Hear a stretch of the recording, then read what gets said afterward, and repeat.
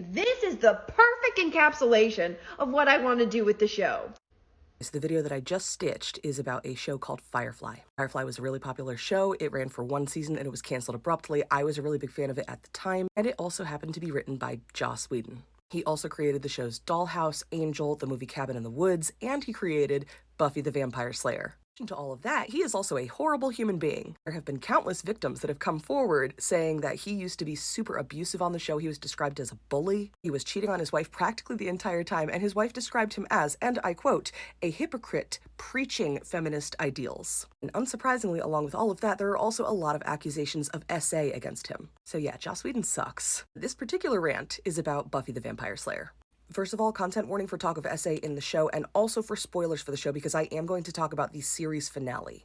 I am currently 34 years old. At the time that Buffy was coming out, I was in middle school and high school, so it was my jam. I loved that Buffy was a strong female character, and it just felt very, very inspiring watching that show and seeing a lead character being a woman and kicking ass. And it has been one of my favorite shows for a very long time. However, I have not rewatched it in a very long time, like literally since I was in high school. So recently, I started rewatching the entire series, and about a week or two ago, I finished it. And let me tell you, with the context that I have, with knowing what I know now, the entire show is ruined for me and I never want to watch it again. That quote from Joss Whedon's ex-wife is so true. So throughout the entire series, Buffy is always trying to save the world, right? That's just her thing. That's what she does. And very early on in the show, there is a villain who comes along named Spike. Spike is a vampire. He's a bad guy. He tries to kill Buffy. And then eventually, he falls in love with Buffy. Of course, he's the bad guy. They're not going to get together. So Spike tries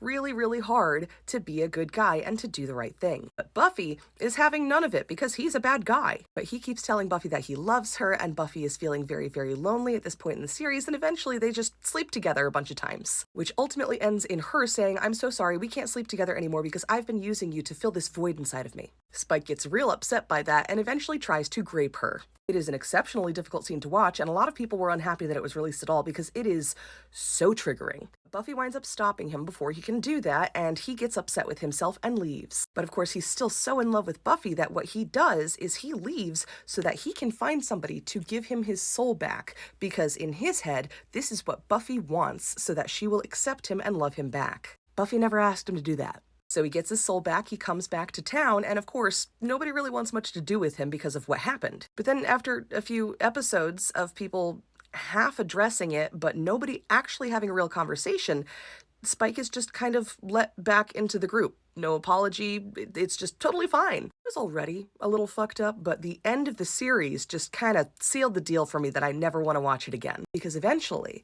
Buffy starts having feelings for him again. This man, the one that tried to grape her, very violently.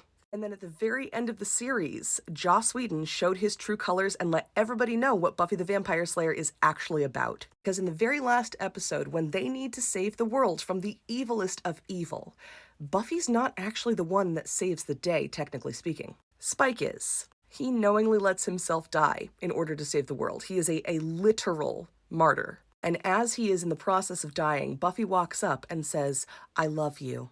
And Spike says, no, you don't, but thanks for saying it. And then he dies. Moral of the story, if you are a nice guy, it doesn't matter how many horrible things you've done, eventually you'll win in the end. And if you somehow still think that's not what the whole show is about, let me read you this direct quote from the last episode. There's a whole world out there that you don't even know about, and a lot of the men in it are pretty decent guys. They'd surprise you. The entire show is about Spike's journey, not Buffy's. And at the time, that show was touted as like one of the most feminist shows on the air. Again, to requote Joss Whedon's ex-wife, he is a hypocrite preaching feminist ideals. And I tell you that I have literally lost sleep over thinking about this ever since finishing the series recently. I'm not exaggerating. This show was so important to me during some of my most formative years. At the time that I was watching it, I had a crush on Spike. But now that I am an adult woman who has actually been a victim of abusive men like Spike and Joss Whedon in her lifetime, I will never be able to see that show the same way again. It is ruined for me forever. God, Joss Whedon fucking sucks.